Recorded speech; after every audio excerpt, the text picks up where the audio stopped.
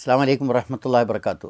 പ്രിയ സുഹൃത്തുക്കളെ, ഈജിപ്തിലിപ്പോൾ പറഞ്ഞത് തുവാ താഴ്വരയിൽ സെൻറ്റ് കാത്തറിൻ ഗ്രാമത്തിലെ അനുഭവങ്ങൾ മാത്രമാണ്. പിന്നീടുള്ള യാത്രയിൽ ഒരിക്കൽ ഈ സീനായിലെ നിന്ന് മടങ്ങുന്ന സമയത്ത് അബൂസനീമ എന്നൊരു സ്ഥലത്ത് വെച്ച് ഞങ്ങളെ ഗൈഡായിട്ട് ഞാൻ യാത്ര ചെയ്യുന്ന കൂട്ടത്തിൽ അവിടെ നിന്ന് ഒരു മൊബൈൽ കട്ടുപോയി. ഏതോ അബൂസനീമ ഗ്രാമത്തിലെ ഏതോ കുറച്ച് പ്രശ്നക്കാരായ കുട്ടികളാണ് കട്ടുപോയത്. അവിടെ കൈറോയിൽ ഇതിന് മുമ്പ് ഞങ്ങൾക്ക് അനുഭവപ്പെട്ടാണ്, ഇതേപോലെ അബൂസനീമയിൽ അനുഭവപ്പെട്ടു. അവസാനം തെരഞ്ഞു പിടിച്ച് കുറേ മണിക്കൂറുകൾ അവിടെ പോയി. എങ്കിലും ആളെ കണ്ടെത്തി പോലീസ് എവിടെ യാത്ര ചെയ്ത് ആളെ അടുത്ത് പിടിച്ച് കൊണ്ടുവന്ന സാധനം ഞങ്ങൾക്ക് കിട്ടി. അതിന് പോലീസിൻ്റെ എക്സ്പെൻസൊക്കെ അവർ ചോദിച്ച് അത് കൊടുത്തു, എങ്കിലും സാധനം കിട്ടി. ഇത് സീനായിൽപ്പെട്ടൊരു സ്ഥലമാണ്. പിന്നെ ഞാൻ പറയാൻ വിട്ടുപോയ ഒരു സംഭവം ഉള്ളത്, ഈ സീനാ പർവ്വതത്തിൻ്റെ മുകളിൽ നിന്ന് നോക്കുമ്പോൾ വേറെ ഉയരം കുറഞ്ഞൊരു മല കാണാം. അത് മൂസാ അലൈഹിസ്സലാം ഈ സീന മലയുടെ മുകളിൽ നിന്ന് അള്ളാഹുവിനെ എൻ്റെ സാന്നിധ്യം ഇങ്ങനെ അറിയുന്നുണ്ട്. കാരണം തൗറാത്തിറക്കി കൊടുത്തു, ഇതൊക്കെ ചെയ്തിട്ടും അള്ളാഹുവിനെ കണ്ടിട്ടില്ല. റബ്ബെ അരിനി അന്തുറുവിലേക്ക്, റബ്ബെ എനിക്ക് നിന്നൊന്ന് കാണാൻ, ഞാൻ ഇതിനെ ഒന്ന് കാണട്ടെ, നോക്കട്ടെ എന്ന്. ഇന്നക്കലം തറാനി, നിനക്കെന്നെ കാണാൻ കഴിയില്ല എന്ന് അള്ളാഹ് പറഞ്ഞു. ഇത് ഖുർആനിലെ ആയത്തുകളാണ്. വലാക്കിൻ ഉന്തുറുൽ ജബൽ, പക്ഷേ ആ മലയിലേക്ക് നോക്കൂ. ഇനിസ്തഖറ മക്കാനഹു ഫസൗഫ തറാനി, അതിൻ്റെ സ്ഥാനത്ത് ആ മല ഉറച്ചു നിന്നാൽ നിനക്കെന്നെ കാണാം. ഫലമ്മാ തജല്ലാ റബ്ബുഹു ലിൽ ജബലി ജഅലഹു ദക്കൻ, നിൻ്റെ രക്ഷിതാവ് ആ പർവ്വതത്തിലേക്ക് പ്രത്യക്ഷപ്പെട്ട വഴിക്കും പർവ്വതം പൊടിഞ്ഞു തകർന്നു. ആ പൊടിഞ്ഞു തകർന്ന പർവ്വതം സീനമലയുടെ തൊട്ടടുത്ത് നമുക്കിപ്പോഴും കാണാൻ കഴിയും. അതിന് തജല്ല എന്നൊരുപ്പിച്ച് കൊണ്ട് ജബലു തജല്ലി എന്നാണ്. ഇപ്പം ഞങ്ങളുടെ യാത്രകളിലൊക്കെ അവിടെ പോകാറുണ്ട്, തജല്ലി എന്ന് പറയാം. പിന്നെ അങ്ങനെ കൈറോയിലെത്തിയ ശേഷം ആണ് പിന്നെ ഞാൻ അവരെ പറഞ്ഞല്ലോ. ഇനി ഒരു അനുഭവമുള്ളത്, സലാഹുദ്ദീൻ അയ്യൂബിയുടെ കോട്ട ഉണ്ട്. 1100ഓളം വർഷങ്ങൾക്ക് മുമ്പ് ജീവിച്ചിരുന്ന ഒരു മഹാനായ ഭരണാധികാരിയാണ് സലാഹുദ്ദീൻ അയ്യൂബി. അദ്ദേഹം ഡൽഹിയിലെ ചെങ്കോട്ട പോലെ കളറ് അപ്പല്ല മാത്രം, മുക്കത്തം പർവ്വതത്തിൽ നിന്ന് ഒക്കെ കല്ലുകളെടുത്തിട്ട് ഒരു കോട്ട ഉണ്ടാക്കിയിട്ടുണ്ട് അവിടെ ജബൽ മുക്കത്തമിൻ്റെ മുകളിൽ തന്നെ.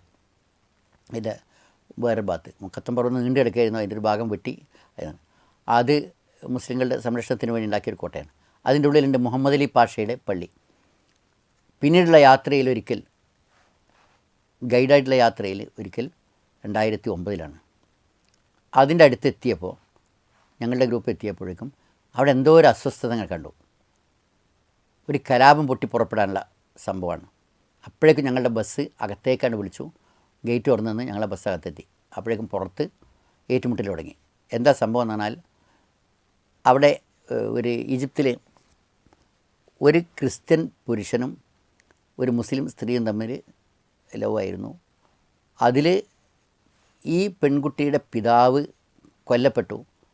രണ്ടുപേർക്കും ഈ വിവാഹം ഇഷ്ടമില്ല, പുരുഷന്മാരുടെ കുടുംബത്തിനും സ്ത്രീയുടെ കുടുംബത്തിനും. അതിൻ്റെ ഇടയ്ക്ക് കൊല്ലപ്പെട്ടപ്പോൾ ഈ ക്രിസ്ത്യൻ പുരുഷനാണ് ഈ പെൺകുട്ടിയുടെ ഇവളുടെ പിതാവിനെ കൊന്നത് എന്ന് ആരോപിച്ചിട്ട് മുസ്ലിങ്ങൾ അലക്സാണ്ട്രിയയിലെ ക്രിസ്ത്യൻ ചർച്ച് കത്തിച്ചു. അതിൻ്റെ പ്രതികാരം കൈറോയിലുണ്ടാവുകയാണ്. ക്രിസ്ത്യാനികൾ ഇങ്ങോട്ട് അറ്റാക്ക് ചെയ്യാണ്. ആ അറ്റാക്ക് തുടങ്ങുന്ന സമയമാണ്. അവിടെ വെച്ച് വാഹനങ്ങൾ തമ്മിൽ ആൾക്കാർ ഇറങ്ങലും ഏറ്റുമുട്ടലും. അപ്പോഴേക്ക് പോലീസ് വന്നു. ഞങ്ങളാണ് കോട്ടയുടെ ഉള്ളിലാണ്. ഒരു ഹെലികോപ്റ്റർ താഴ്ന്ന് രംഗം നിരീക്ഷിച്ചുകൊണ്ട് പറക്കുന്നുണ്ട്. ഞങ്ങളുടെ സുരക്ഷിതത്വം അവർ നോക്കുന്നുണ്ട്. ഞങ്ങളോട് ബസ്സിൽ നിന്ന് ഇറങ്ങി അവിടെ ഇരിക്കാൻ പറഞ്ഞു. പായമൊക്കെ ഇട്ട് തന്ന് ഭക്ഷണം തന്നു. ഞങ്ങൾ നിസ്കരിക്കാൻ സൗകര്യം ചെയ്തു തന്നു. നിങ്ങൾ ടെൻഷനാവുണ്ടെന്നാണ്. ഞങ്ങൾ ഈ സമയത്തൊക്കെ കോട്ടയുടെ പുറത്ത് വെടിവെപ്പിൻ്റെ ശബ്ദവും അതിൻ്റെ വെളിച്ചവും ഒക്കെ ഇങ്ങനെ കണ്ടുകൊണ്ടിരിക്കുകയാണ്. കോട്ടയുടെ ഉള്ളിലായതുകൊണ്ട് സുരക്ഷിതമാണ്. 100 കണക്കിന് കാറുകൾ കത്തി 5 മണിക്കൂർ ഞങ്ങൾ കോട്ടയ്ക്കുള്ളിൽ നിൽക്കേണ്ടി വന്നു. അതിനുശേഷം രംഗമൊന്നും ഒതുങ്ങാതെ പോലീസിന് പുറത്ത് വിടാൻ പറ്റില്ലല്ലോ. അങ്ങനെ പോലീസ് എസ്കോർട്ടോട് കൂടി ഞങ്ങളുടെ വണ്ടി അവിടുന്ന് പുറത്തിറങ്ങി.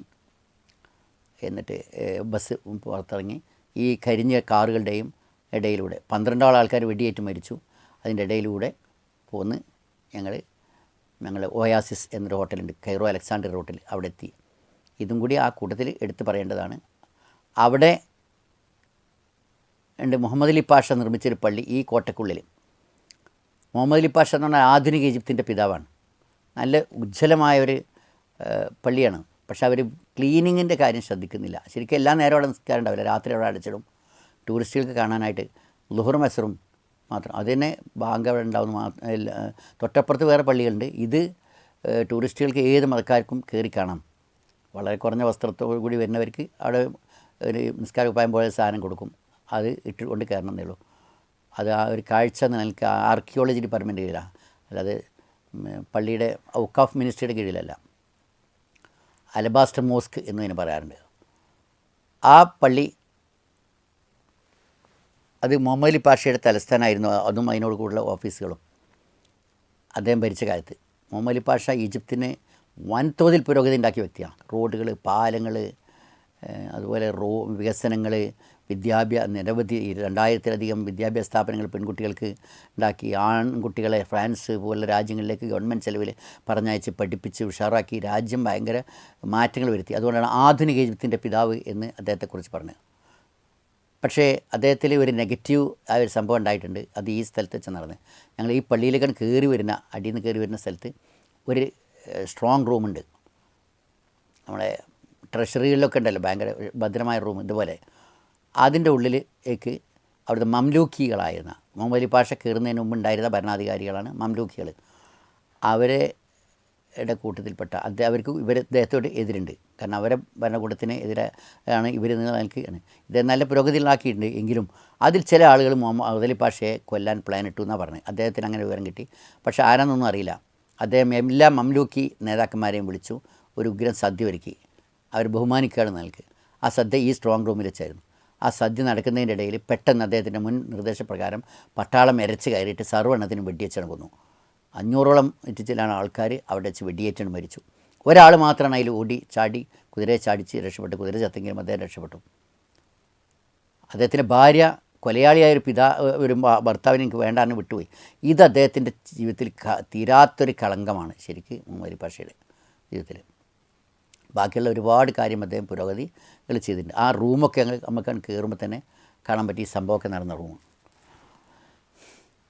അവിടെ നിന്ന് നോക്കിയാൽ ഓൾഡ് കൈറോ, ധര ഒക്കെ ഒന്നായിട്ട് ആ ഏരിയ മുഴുവൻ കാണാം. അവിടെ ഉണ്ട് മറ്റേ പുരാതനമായ പള്ളികൾ, റിഫായ് മോസ്ക് എന്ന് പറയുന്ന പ്രസിദ്ധമായ, ഒബാമയ്ക്ക് അവിടെ വന്നപ്പം പ്രത്യേകം പോയി കണ്ട ഇതാണ്. അഹമ്മദ് റിഫായ് എന്ന് പറഞ്ഞിട്ട് വേറെ ഒരു മഹാൻ്റെ, ഈ കേരളത്തിൽ റിഫായ് ഷെയ്ഖ് എന്ന് പറയുന്ന ആളുടെ തന്നെയാണോ എന്നുള്ളത് എനിക്ക് ഉറപ്പില്ല. അതിന് റിഫായ് മോസ്ക് എന്ന അതിൻ്റെ പേര്. അദ്ദേഹത്തിൻ്റെ ആ പള്ളിയൊക്കെ അതിൻ്റെ മുകളിൽ നോക്കി കാണാം. അവിടെയൊക്കെ ഇഷ്ടംപോലെ പഴയ സാധനങ്ങൾ, കൗതുക വസ്തുക്കളൊക്കെ വിൽക്കാനുണ്ട്. അതിൻ്റെ മുകളിൽ നിന്ന് താഴെ ഇറങ്ങി ഇതാണ്. പിന്നെ ഈജിപ്തിൽ ഞങ്ങളുടെ കാഴ്ചയിൽ പ്രധാനമായുള്ള ഒരു സംഗതി അലക്സാണ്ട്രിയയാണ്. അത് അന്നത്തെ ഗവേഷണ യാത്രയിൽ പോയിട്ടില്ല. അലക്സാണ്ട്രിയയിലേക്കാണ് അടുത്ത യാത്ര. അസ്സലാമു അലൈക്കും.